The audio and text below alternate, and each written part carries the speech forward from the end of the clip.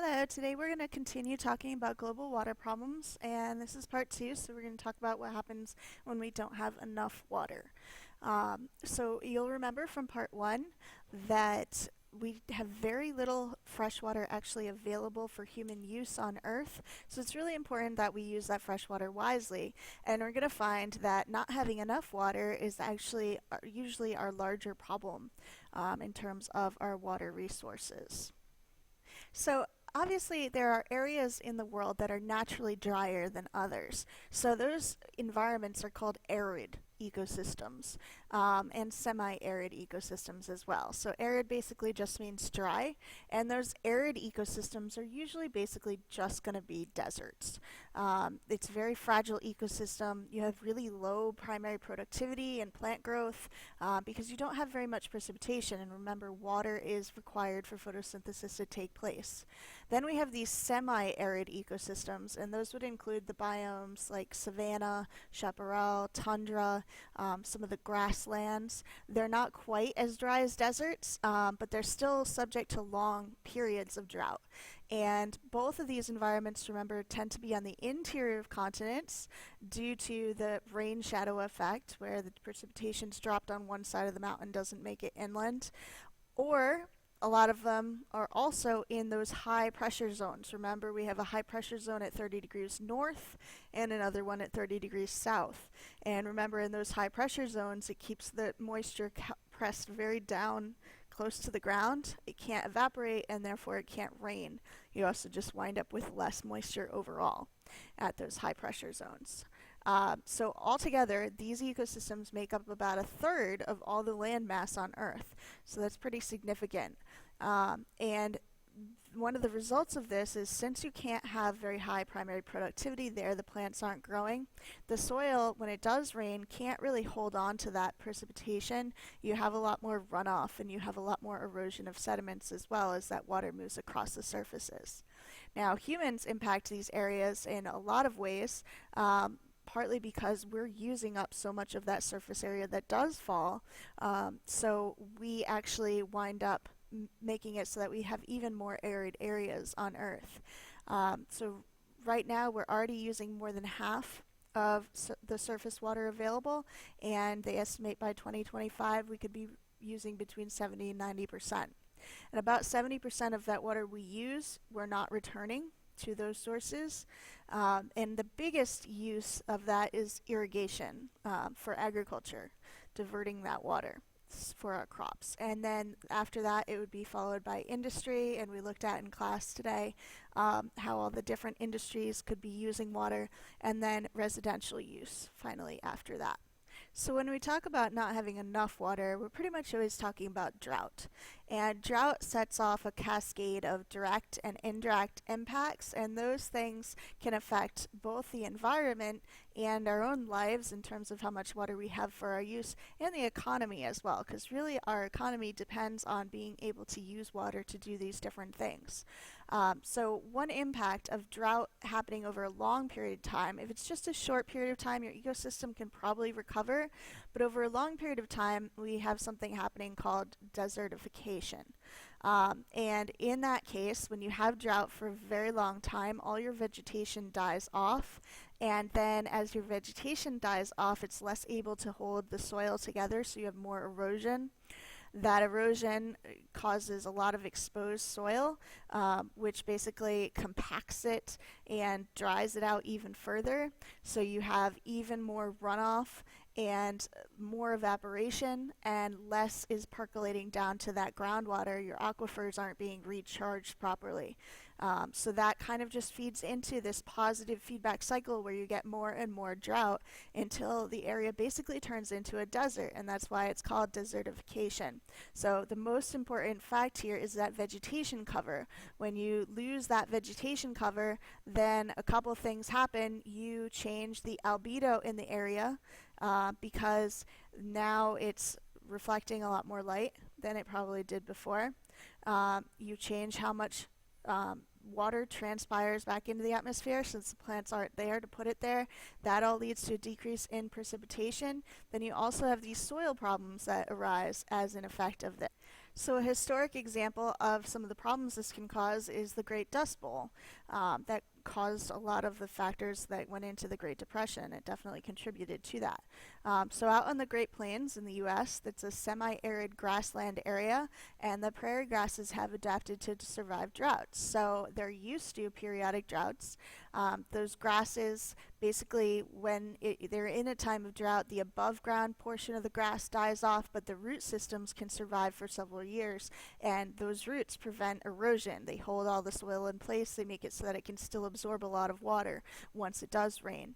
What happened in the Dust Bowl is farmers cleared a lot of the land for crops, mostly for wheat, which is not a grass that would naturally be on the prairie.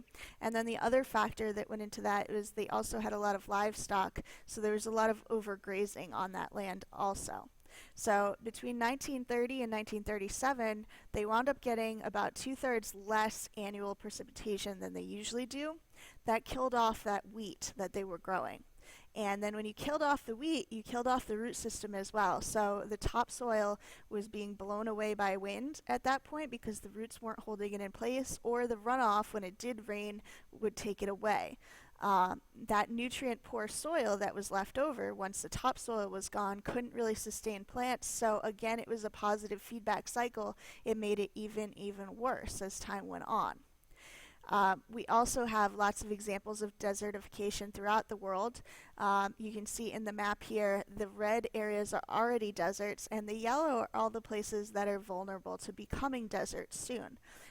So you can see quite a bit of our landmass, and especially Africa. Africa is particularly in danger of this particular type of desertification. When you start to look at our water basins, or those watersheds, and how much water is being used by humans, you'll notice that the maps kind of overlap here.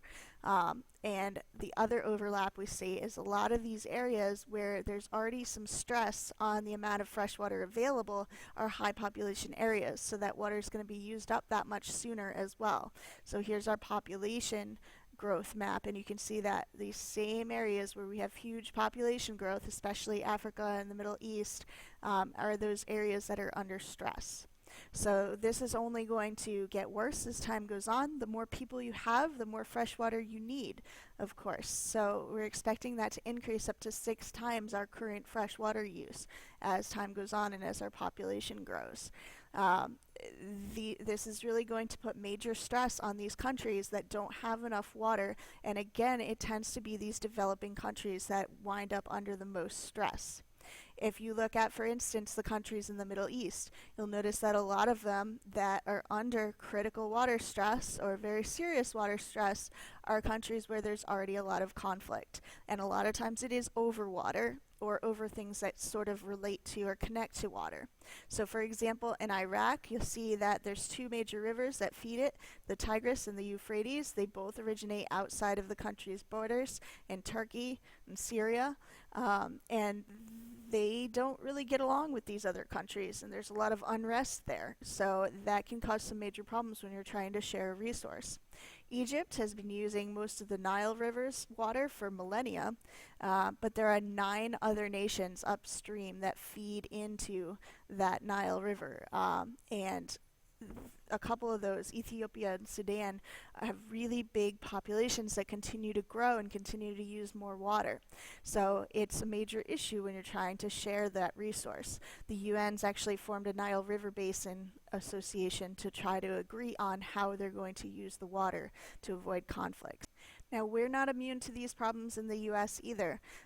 If you take a look at these maps here, we can see our average precipitation, and then how much we have. So if we just kind of zoom in here, you can see that the most precipitation is in these dark blue areas, and the least precipitation is in these brown areas over here.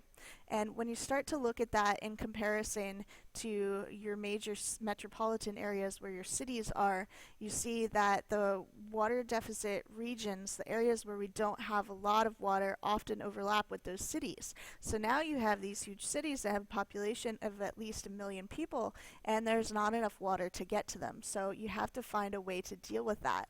So a lot of places throughout the U.S., not so much on the East Coast here, but in other areas in the U.S., they have very strict laws about water use.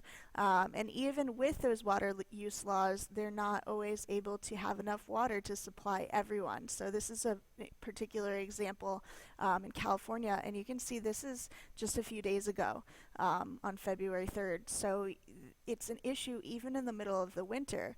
You don't have the snowpack in the mountains that should be supplying all that water. Because of climate change, it's just not there anymore. So they're starting to run into a really big problem with having enough water. So overall, about 41% of the world population lives in a river basin or a watershed that doesn't have enough fresh water. And there's lots of different effects of this, but one of them is the rivers can actually run dry. So in the North China Plain area, the water table is actually falling between 6 and 10 feet per year, and a third of the wells in Beijing have gone completely dry. Most of the water in that Yellow River that feeds that area has been diverted for irrigation, so the downstream areas are dry for hundreds of kilometers inland of where it used to drain into the Yellow Sea. So there's no longer a river there where it used to be. In the U.S., Mono Lake is a very important habitat for migratory birds. So beginning in 1941, what was happening is the surface water that was fed the lake was being diverted to LA to provide the city water.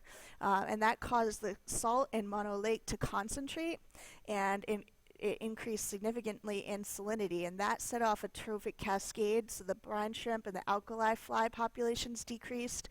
80% of water birds were lost. The lake bed was exposed to wind, and that caused dust storms. So you have all of these problems where they shrink, they become less salty, they might even disappear, or become more salty, sorry, they might disappear. So actually in 1994, they reached an arrangement so that LA was not taking as much water from Mono Lake. And that has helped to mitigate the problem and help the lake come back a little bit. Make sure you're getting down some examples of all these places we have these problems. You should be familiar with those. Another major issue in all these places is the water table starts falling. You're overpumping the aquifer, and now it's getting lower and lower and lower. So basically you have to dig down deeper to get to it, and there's less there in the first place. So when we talk about withdrawing that groundwater, remember that aquifers are renewable resources as long as you replenish that water quickly enough. If it is being removed faster than the water cycle can replenish it, or if you contaminate that groundwater, then you have a major problem. So in India, 20% of the world's population has access to only 4% of the world's fresh water, and their water table is falling 3 to 10 feet per year, and they're actually rationing water in cities like Madras, and there are 8,000 villages that don't have a local water source. So in a lot of these places, they're withdrawing too much groundwater. And the biggest problem there is using it for irrigation. So at least 1/4 of those farms in India are being irrigated from that overpumped aquifer. And it's kind of a catch-22, because if you don't have the water, you can't grow the food. But if you use up all the water for irrigation, then you don't have it for anything else either. So irrigation, of course, is necessary in a dry place if you are going to produce food. But it usually involves either removing water from rivers or lakes or from the groundwater. And you can usually remove about 30% from an ecosystem without it having a major effect. But in a lot of places, like the arid southwest of the United States, it's not unusual for them to be removing up to 70%, and that is going to affect your ecosystem. So what that's going to do is lower the water table. It can't replenish itself fast enough, and there's a couple of things that can happen as a result of that. The first major one is it causes subsidence, which is the sinking of the land above it. So you will get these sinkholes, because there used to be an aquifer that kind of held this land up, and now it's been depleted to the point that it's not able to hold it up anymore. So basically the underground cave that the aquifer is in has collapsed, and it kind of falls down into it. And this is going to happen more frequently if you pump more water out of your aquifers. Another major effect is called saltwater intrusion, which is when seawater starts to move into a freshwater aquifer off of the coast of the ocean. So this can happen for a couple reasons. It can be because of sea level rise, or it can be because people are over pumping that aquifer. So basically what happens here in saltwater intrusion is that here is your freshwater aquifer, and normally there is kind of a boundary here. It's called the interface in this case, where that fresh water does eventually meet the salt water coming in from the ocean, and the water tables do kind of fuse. What happens when you pump too much fresh water out, or when sea levels start to rise, is that salt water starts to come in further and further from the coast, in more and more inland, and it starts to basically contaminate the fresh water and turn it into more of a brackish mix. And then that salt water can actually wind up in wells in other areas, so that salt water just gets all pushed back inland, and really messes with the water table and the freshwater sources there. One of the things this can also cause is salinization, and irrigation and salinization also go along with each other often. So, for example, in an arid region where you have really poor soil, you don't have enough water, what can happen is when you irrigate it, the salts that come along with that irrigation, and pretty much no matter what, no matter how pure your water is, you're going to have some salts. They get washed down to below root level, and they start to become saltier and saltier down here as you keep adding more and more water. There's also natural salts in the ground that keep adding to that, and they start to stunt the growth of the plants. And then that also starts to cause poor drainage and evaporation, and that increases the saltiness again. So that can also help to bring up more salts from the aquifer, and the soil just gets saltier and saltier. And you saw when you looked at soil salinization before what could be some of the effects. So some other effects of aquifer depletion are listed here. So there are obviously some positive benefits for us taking water from aquifers, but there are some disadvantages as well. So I'd like you to pause there for a second, kind of compare them. Now, as we see climate change have more and more of an impact on the earth, we see that that really affects our freshwater supply as well. So one of the things that happens with climate change is these extreme weather events start to become the new normal, because the whole distribution of the type of events you see shifts over as you change the temperature. So what we see is with temperature, it shifts this direction so that everything's kind of warmer overall. You have less cold weather, but you have lots more hot weather, and especially those record hot weather patterns. Precipitation doesn't follow exactly the same pattern. You're not going to get more precipitation everywhere. In some places where you already didn't have very much, you're actually going to get less. So this is going to make dry places drier. And in places where it was already pretty wet and you already had a lot, it's going to become even more extreme in that direction. So the precipitation extremes are going to become more pronounced. Dry places become drier, wet places become wetter, and people see shifts in weather patterns that they used to depend on. So if we actually look at what we have, a lot of evidence to suggest that climate change does actually impact these things. You'll see that droughts, flooding, all these problems that have to do with water, we have lots of evidence that this is going to change. And we're going to see increased levels of these things as our climate begins to change even more. So you can see we're going to have more instances where we have intense, hot, extreme temperatures, and then we have more instances of heavy precipitation, but also at the same time in other areas you're going to have longer dry spells and longer droughts. Another issue is it's going to cause sea level rises as those the land ice and things like that melts. It brings up the sea level, and then that causes more things like saltwater intrusion into those aquifers.